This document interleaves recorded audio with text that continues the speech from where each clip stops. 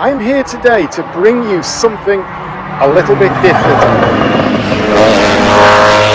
That is a Nissan March K10, but not any old K10. This has got a 1.8 engine in it, it's wide body, it's got a huge aero kit, it's completely crazy, completely mental and totally unique. And this is actually part two, because I brought you it before. Last year, a Classic Revival, the owner brought it up, and that was the prototype. It was all a development kit. Now it has been refined, it's been honed, and it's got the final kit on it. The final wide body kit, so it's completely different to last year. Anyway, this Nissan March K10 is completely crazy. A year ago, a Classic Revival, I made a video on it. So if you want to see that, hit up the link above, or watch the next video on the end, or just click down in the description. I'll throw the links there. This is part two. So first of all, I want to take you for a walk around, show you up close the final kit.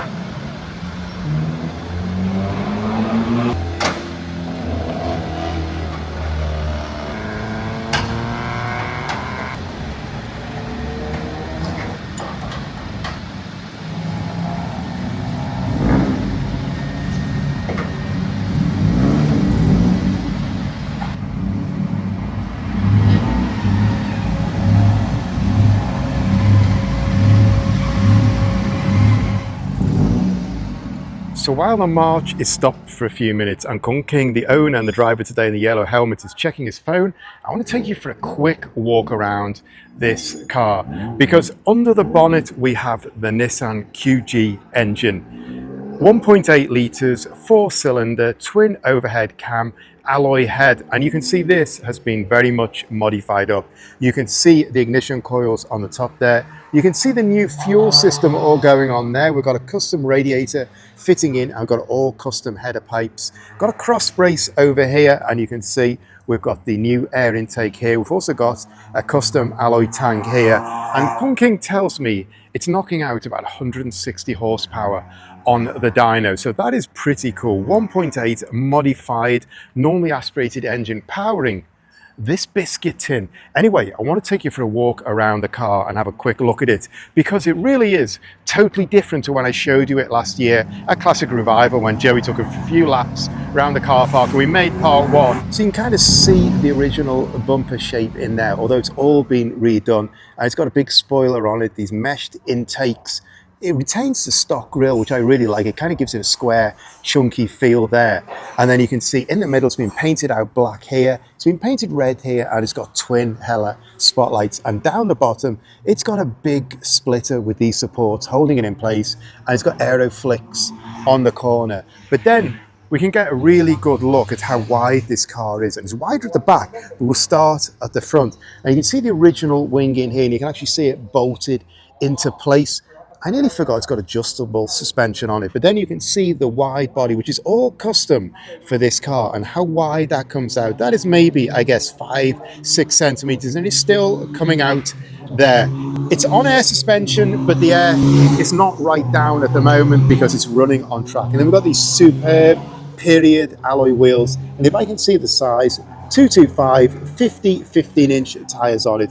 They look absolutely fantastic. It's got a March hubcap, and it's got big Project U calipers. It's got vented discs with grooves and with bells, the full racing setup. And then we walk around a little bit, and you can see the exit coming out here. And you can see it's got a profile piece in there, quite neat as well. And down here, we've got kind of like a barge board style. It's slightly lifted off the bodywork, but eventually this will all fit, I think, perfectly together. We've got air exits here, and then it got a big flat skirt on it. And then where it comes out at the back end, we've got another air intake here to push the air into the rear end.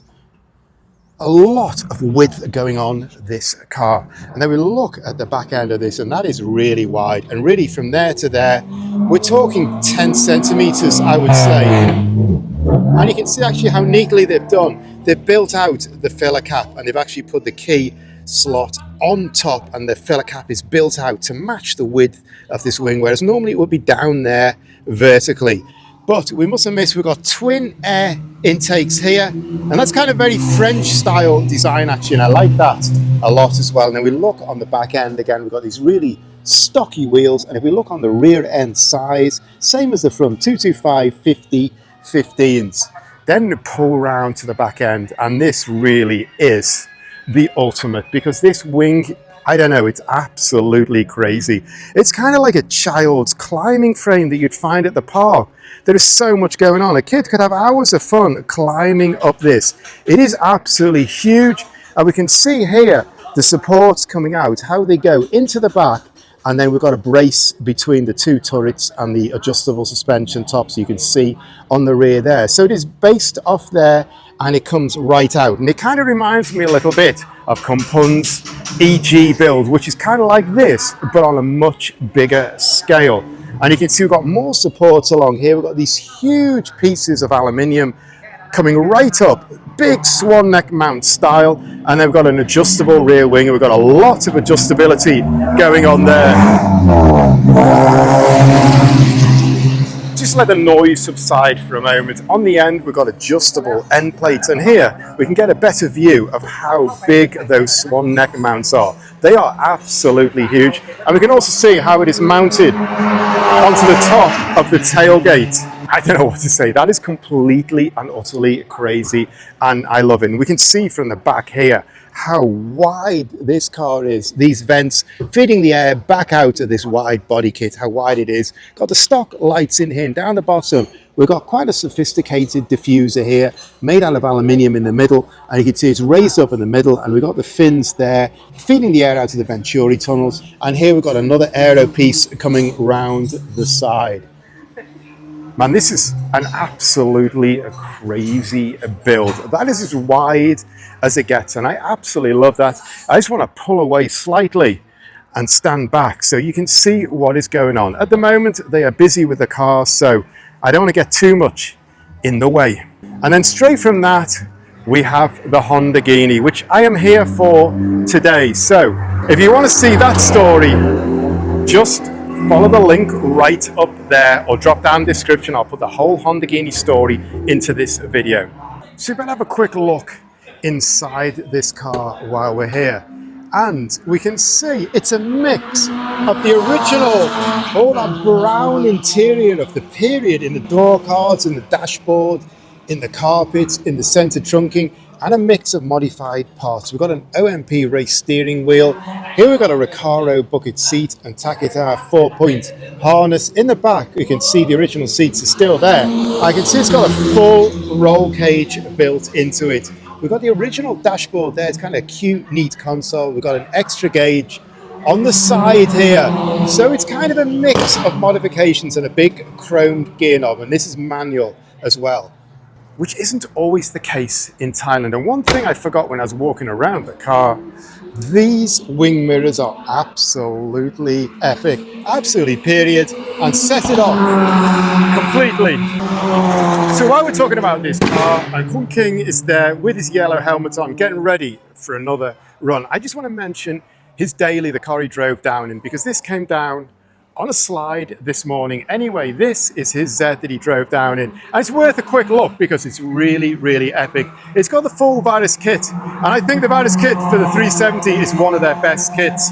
I love these big Narca ducts coming in on the nose there. And all these intakes and that very traditional Virus style lip splitter there in 2 levels. And then the bonnet is all composite. It's got these big carbon picked out air intakes. Now, if you've been watching my videos, you'll know this car because I saw it for the first time a couple of weeks ago at the Cars and Coffee meet at M3 Coffee. So I went through it then. I won't go through it too much again today, but just to mention also, I really like the way Virus detail the back end with this ducktail and the big wing, and also all these exits on the back. 1, 2, 3, 4, 5, 6. Very, very nice. And the carbon splitter all done nicely. Anyway, I just wanted to mention that again because it's such a superb car. But now we need to get back to this.